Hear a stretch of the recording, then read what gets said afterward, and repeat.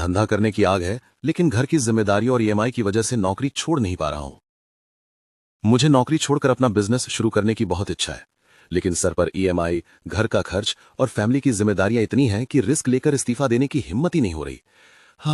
ऐसे समय में क्या करना चाहिए? अनुभव की बात।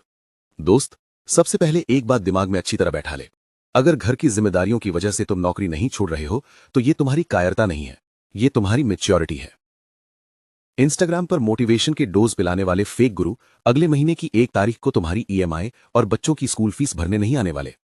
रिस्क लो, नौकरी को लात मारो, ये सब रील्स में सुनने में अच्छा लगता है, लेकिन जब किराने का बिल और बिजली का बिल सामने आता है, तब हवा में उड़ता मोटिवेशन खिड़की से बाहर भाग जाता है। ऐसी स्थिति में प्लान ए छोड़कर सीधे हवा में छलांग लगाना आत्महत्या जैसा है। इसलिए मार्केट का ये पैरेलल ट्रैक वाला गेम शांत दिमाग से समझो। नौकरी तुम्हारी गुलामी नहीं, तुम्हारी फंडिंग है। सबसे पहले नौकरी को गाली देना बंद करो। तुम्हारी सैलरी तुम्हारी ताकत है, जिसकी वजह से तुम भूखे पेट गलत फैसले नहीं ले रहे। नौकरी को अपना इन्वेस्टर समझो और वहां से आने वाले पैसों का एक हिस्सा अपनी बिजनेस आइडिया पर लगाना शुरू करो। 9 से 6 बॉस का, लेकिन 7 से 12 तुम्हारा। तुम्हें बिजनेस करना है ना, तो तुम्हारा असली खेल शाम 6 बजे के बाद शुरू होता है। दिन भर बॉस के लिए काम करो और शाम 7 से रात 12 बजे तक अपने साम्राज्य के लिए काम करो। शनिवार रविवार दोस्तों के साथ टाइम पास करने के बजाय मार्केट में उतरकर अपने प्रोडक्ट या स्किल को टेस्ट करो। कर्ज लेकर बड़ा बिजनेस मत शुरू करो। लाखों रुपए का लोन लेकर तुरंत दुकान खोलने की जरूरत नहीं है।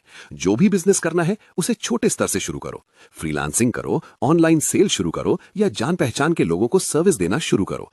सबसे पहले ये देखो कि लोग तुम्हारे काम के लिए सच में अपने पैसे खर्च करने को तैयार हैं या नहीं। इस्तीफा कब देना चाहिए? Golden rule. जब तक तुम्हारा साइड बिजनेस तुम्हारी नौकरी की सैलरी जितना कैश फ्लो लगातार 6 महीने तक नहीं देने लगता, तब तक चुपचाप नौकरी करते रहो।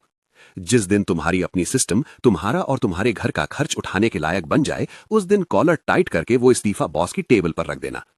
सच्चा उद्यमी आंख बंद करके हवा में छलांग नहीं लगाता, वो जमीन पर खड़े रहकर पहले अपना पैराशूट खुद बुनता है। पहले सिस्टम बनाओ, फिर मालिक बनो।